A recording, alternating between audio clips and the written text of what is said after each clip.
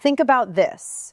What if an enemy country drops a bomb right next to your nuclear research center, just a few kilometers away, and then says that was just a message? This is not a movie scene. This is happening in reality right now, and the world's greatest powers are standing at a crossroads from which the path back is becoming very narrow. In today's video, we will talk about the moment when the Iran-Israel war crossed a completely new, extremely dangerous threshold, and the world for the first time began to take the word nuclear seriously in the context of this conflict. You may have heard that Iran attacked Israel's nuclear facility, but that is not the whole story. In the southern region of Israel near Dimona lies a nuclear research center, the Shimon Peres Negev Nuclear Research Center. The center itself was not directly attacked, but the city of Dimona, located right next to it, was targeted. Now you might ask, if the center wasn't hit, why all the uproar? Because this attack was a message.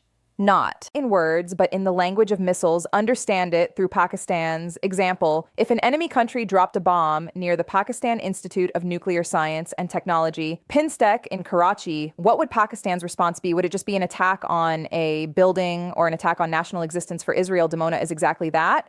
This is the place where Israel's nuclear program began in 1958 with secret French assistance. This is where uranium enrichment took place. This is where the power was born that to this day has been neither acknowledged nor denied before the world. And by dropping bombs near that very place, Iran clearly said, you target our nuclear facility, so yours are within our range too. A few years ago, everyone claimed that Israel's Iron Dome was the world's strongest air defense system, Patriot systems, THAAD systems, and then the Iron Dome, all of these together made Israel seem impenetrable. But today, Iranian ballistic missiles are reaching Israel's most secure and sensitive areas. Iran's dominance over Israeli airspace is becoming clearer day by day. Where is the Patriot system? Where did THAAD go? This question is now being asked not just by military experts, but by ordinary people too. Iran's position is, we can drop missiles wherever we want, whenever we want. Israel's airspace is now under our control. And sadly, the ground realities are not providing enough evidence to refute this claim. And then Donald Trump poured fuel on the fire. At the very moment when the world was wondering if a diplomatic solution might emerge, Trump announced Iran must open the Strait of Hormuz within 48 hours without any conditions, without any questions. Otherwise, we will destroy Iran's entire power grid. We will plunge the entire country into darkness. On one hand, Trump says he is ending the war. On the other hand, bombing of Natanz continues, and then comes this ultimatum. If Iran refuses this ultimatum, which it is clearly stated it will then, what Iran's response was immediate. If you target our power plants, our response will not be double, it will be triple. Iran has now expanded the scope of its military strategy significantly.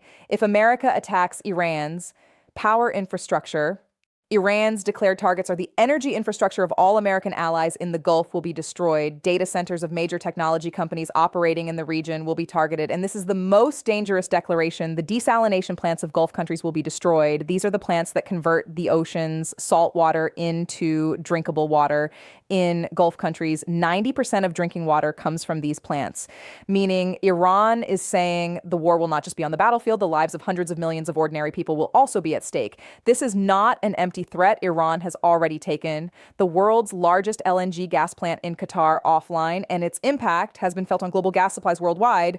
Israel has a military doctrine called the Samson Option. This doctrine states that if Israel believes its existence is threatened, if its enemies are close to destroying it, then Israel may use nuclear weapons. Now, the question is, are today's conditions approaching that point? Israel's air defense has failed.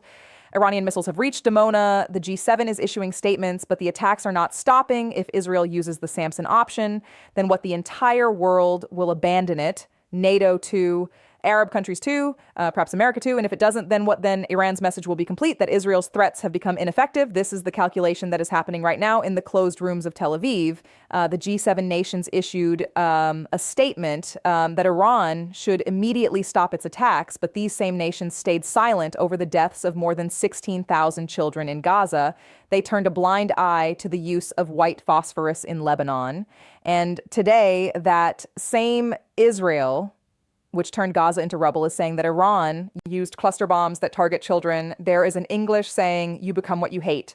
The images coming from Israel's streets today are reminiscent of Gaza. This is a tragedy. This is an injustice. And this is the reality that the world wants to ignore. But cannot. Iran's demands are completely clear, a guarantee that there will be no future attacks. America must shut down all its military bases in the Middle East. Compensation must be provided for the damage caused. Is this possible?